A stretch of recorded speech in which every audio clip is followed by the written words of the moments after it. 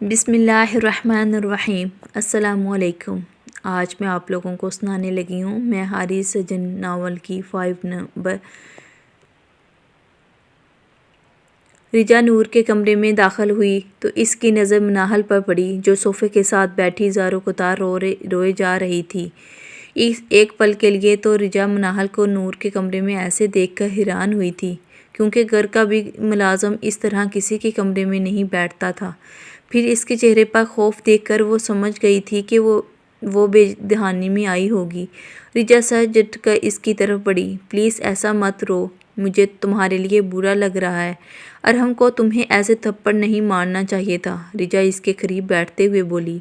इसकी आवाज़ पर मनाहल ने इसकी तरफ देखा पर कुछ बोली नहीं। अच्छा, अरहम की तरफ से मैं सॉरी करती हूँ, रिजा दोनों कानों को पकड़कर मासूमियत से बोली। नहीं, आप सॉरी मत करें, मैं ठीक हूँ। नाहल को इसका ऐसे रोना अच्छा नहीं लग रहा था। ये तो अच्छी बात है, असल में अरहम मुझसे बहुत मोहब्बत करता है और मेरी तकलीफ़ बर्दाश्त नहीं करता, इसलिए इसे ऐसे गुस्सा आ गया। रिजा नूर के वार्डरोब से ड्रेस निकालते हुए फ़करिया अंदाज में बोल रही थी और नाहल बस इसे जाता देख रही थी, जो अब चेंज करने के लिए वाशरूम में घुस गई थी। कुछ देर बाद वो वापस आई तो मनाहल अभी तक अपनी पहली वाली पोजीशन में ही बैठी थी, लेकिन अब इसके आंसू थम चुके थे। तुम्हारा नाम क्या है? रिजा अपना दुपट्टा ठीक करते हुए बोली। मनाहल, बहुत प्यारा नाम है, ऐसे लगता है ये नाम मैंने पहले भी सुना है, लेकिन पता नहीं कहाँ, रिजा सोचते हुए बोली। रिजा के ऐसे सोचने पर वो फ़ौरन उठ खड़ी हुई। इसे डर था कि कहीं वो इसे पहचान ही ना ली।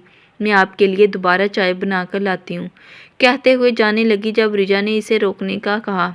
पता नहीं क्यों, लेकिन तुम मुझे अच्छे घर की पढ़ी लिखी लड़की लग रही हो।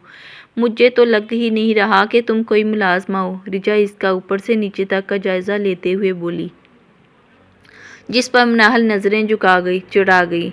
अच्छा, अब मैं चलती हूँ, तुमसे मिलकर अच्छा लगा। जब मैं इस घर में ब्याह कर आ जाऊँगी तो अरहम को तुम्हें बिल्कुल भी डांटने नहीं दूँगी, वहाँ तक इसके गुस्से को बर्दाश्त कर लेना। बोलते हुए रिजा ने अपने बैग से चंद नोट निकाल कर इसके हाथ में रखे। ये लो कुछ पैसे, अपने लिए कुछ खरीद लेना, कहते हुए फ़ौरन कमरे से चली गई। और मनाहल का अपने हाथ में इसके दिए हुए पैसे देखकर दिल चाह रहा था कि खुद को आग लगा ले। क्या ज़िंदगी में इतनी भी ज़िल्लत बर्दाश्त करनी थी इसने? मनाहल बाहर आई तो टीवी लाउंज में कोई नहीं था। शायद अरहम रिजा के साथ जा चुका था। अभी ये सोच ही रही थी कि सामने से ऐसे दानियाल साहब के साथ नूर आती देखी। इसे देखकर तो मनाहल को अपनी सांस रुकती महसूस हुई। अब वो इसे इस शादी का कैसे बताएगी? वो तो इसे बहुत अच्छा समझती थी। जब इसे हकीकत मालूम होगी तो वो अभी अपने ख्यालों में गुम ही थी कि जब नूर इसके गले आ लगी। वाह यार, घर आते ही क्या सरप्राइज़ मिला है, नूर चहक कर बोल रही थी। इसके ऐसे गले लगने पर मनाहल जैसे होश में आई। बताओ, कब आई हो तुम? नूर ने सवालिया नज़रों से इसे देखा। इससे पहले वो कोई जवाब देती, दानियाल साहब फ़ौरन बोले, ये 2 दिन से यही है, अब ये रहेगी। इनकी बात पर नूर ने हैरानगी से इनकी तरफ देखा। क्या मतलब अबू? मैं समझी नहीं। नूर बेटा, अब ये सिर्फ तुम्हारी दोस्त नहीं बल्कि भाभी भी है। 2 दिन पहले अरहम और मनाहल की शादी हो चुकी है, दानियाल साहब संजीदगी से बोले। और नूर तो जैसे इनकी बात से सख्ते में आ गई। अबू, आप ये क्या कह रहे हैं? मनाहल की शादी बाई से? इसे इनकी बात पर यकीन नहीं आ रहा था। मनाहल बेटा, तुम जाओ और मेरे और नूर के लिए खाने का कहो, बहुत भूख लग रही है। और तुम नूर इधर आओ, मैं तुम्हें सब बताता हूँ। मनाहल ने इस बात में सर हिलाया और किचन की तरफ बढ़ गई। नूर ने इसे उलझी हुई नज़रों से जाते देखा और फ़ौरन दानियाल साहब के करीब आकर बैठ गई। अबू, ये सब कैसे हुआ और आपने मुझे बताया क्यों नहीं? और ये क्या बात रिजा, आप ही को पता है? आराम से मैं तुम्हारे हर सवाल का जवाब एक एक करके दूंगा। तुम्हारे अंकल जहांगीर की यकदम तबीयत ख़राब हो गई थी तो मैं हॉस्पिटल गया। वहाँ उन्होंने मुझसे कहा कि मेरी ज़िंदगी का कोई पता नहीं है। मुझे डर है कि मेरे जाने के बाद मेरी बेटी की शादी कैसे होगी और कौन करेगा इससे शादी। फिर जब इसने ऐसे कहा तो मुझसे रहा नहीं गया, तो मैंने अरहम से कहा कि मनाहल से अभी और इसी वक्त निकाह करे। पर अब्बू बाई तो रिजा आपी को पसंद करते थे, तो क्या वो कुछ नहीं बोले? मैंने अपने बच्चों की बहुत अच्छी तरबियत की है, मुझे यकीन है कि वो मेरी बात को कभी रद्द नहीं करेंगे। फिर ऐसा ही हुआ। मेरे कहने पर अरहम चाहकर भी इनकार नहीं कर सका। और रही बात रिजा की, तो इसे अभी तक अरहम और मनाहल की शादी का नहीं पता, और मैं चाहता हूँ कुछ अरसा इसे पता नहीं चलना चाहिए। मुझे यकीन है कि तुम मेरी बात को समझोगी, दानियल साहब ने आखिरी बात पर जोर देते हुए कहा।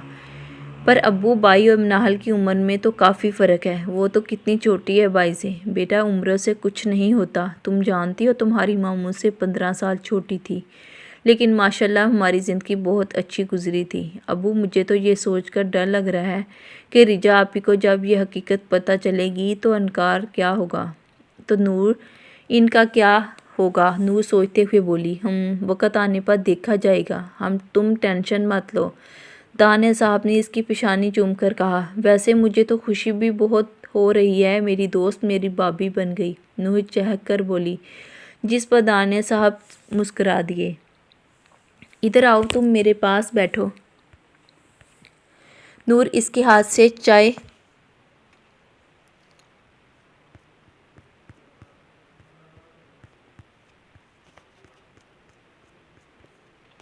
इधर आओ, तुम मेरे पास बैठो। नूर इसके हाथ से चाय टेबल पर रखती हुई बोली। मनाहल खामोशी से आकर इसके साथ बैठ गई। यार, मुझे तो खुशी ही बहुत हो रही है कि मेरी भाभी बन गई हो। अब उन्हें मुझे सब कुछ बता दिया है। इसकी बात पर मनाहल चौंकी। अंकल की तबीयत अब कैसी है? वो ठीक है ना? बाबा की तबीयत? मनाहल को इसके सवाल की समझ ही नहीं आई थी।